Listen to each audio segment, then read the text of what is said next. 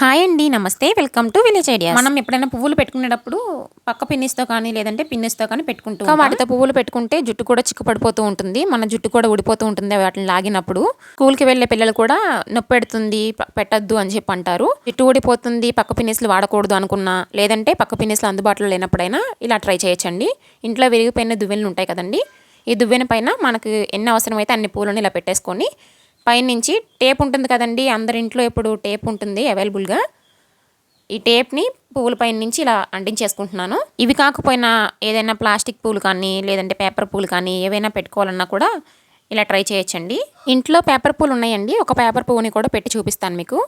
ఇలా మనం పేపర్ పువ్వుని పెట్టుకొని దాన్ని కూడా టేప్ వేసి అంటించేసుకుంటున్నాను ఈ దువ్వెని. ఇప్పుడు ఈ రెండింటిని నేను పెట్టి చూపిస్తానండి ఎలా పెట్టుకోవాలో. మనం తయారు చేసుకున్న ఈ దువ్వెన పళ్ళు ఏదైతే ఉన్నాయో దాన్ని మనం జడ వేసుకుంటాం కదండి, జడ వేసుకున్నప్పుడు ఇలా లోపలికి ఇలా గుచ్చుకున్నట్లయితే సరిపోతుంది. అంతేనండి, అస్సలు ఊడదు. మనం కదిలినా వంగినా ఏదైనా పని చేసినా అలాగే ఉంటుంది. చిన్నపిల్లలు ఉన్న వాళ్ళైతే అస్సలు అడవరండి ఈ పూలు పెట్టినప్పుడు. దీంతో నచ్చితే ట్రై చేయండి. ఇంట్లో పిల్లలు ఇలా చెక్క గరిటిని విరిచేశారండి, దీన్నైతే అస్సలు నాకు పాడే బుద్ధి కాలేదు. అందుకని ఫెవికిక్ తెచ్చుకొని వీటిని అంటించేశాను. పోయినవి భాగాలు ఉన్నాయి కదండి, ఇలా అంచు భాగాలు, వీటి దగ్గర ఇలా అంటించేసుకుంటున్నాను. రెండింటిని కలిపి ఎక్కడా గ్యాప్ లేకుండా అంటించుకోవాలి. అందుబాటులో లేని వాళ్ళు ఒక 5 రూపీస్ తెచ్చుకుంటే ఇలా అతుకుపోతుందండి, చాలా ఈజీగా అంటించేసానండి. దీనిపైన ఇప్పుడు నేను రెడ్ కలర్ వేసేసుకున్నాను. ఈ రెడ్ కలర్ వేసుకొని ముందు వైపు వెనక వైపు మొత్తం వేసేసుకుంటున్నాను. వెనక వైపున చూడండి, ఇక్కడ నేను పెన్సిల్తో ఏనుగు బొమ్మను వేసుకున్నాను. మీకు వీడియో లెంత్ ఎక్కువైపోతుందని చూపించలేదండి. దీనిపైన నేను వైట్ పెయింట్తో ఇట్లా అవుట్లైన్ డ్రా చేసుకుంటున్నాను. మీలో ఎవరి దగ్గరైనా ఇలా గరిటెలు విరిగిపోయినవి ఏవైనా ఉన్నా సరే వాటిపైన ఇలా ఏనుగు బొమ్మలనే కాదండి, మీకు వచ్చినవి అయినా చిన్న చిన్న ఫ్లవర్స్ అని, లేకపోతే కొంతమంది ముగ్గులు వేస్తూ ఉంటారు, వెలికెల ముగ్గులు, అలాంటివి చాలా బాగుంటాయి. అవి అయితే నాకైతే అవి రావండి, అందుకని ఇలా ట్రై చేశాను. అయితే మీకు నచ్చినవి వేసుకోవచ్చండి. కానీ ఏదైనా వస్తువు మీకు పాడే బుద్ధి కాలేదు అంటే దాన్ని రీయూజ్ చేసుకోవచ్చండి. మీకు నచ్చినవి వేసి రీయూజ్ చేసుకోవచ్చు. ఇలా రీయూజ్ చేయడం వలన వస్తువు పడేయలేదు అన్న సాటిస్ఫాక్షన్ ఉంటుంది. మరొకటి ఏంటంటే మన ఇల్లు కూడా చాలా అందంగా తయారవుతుంది. ఎక్కడా కూడా దొరకవండి మనకి, ఇవి చాలా కాస్ట్ ఉంటాయి బయట మనం కొనాలి అంటే కూడా.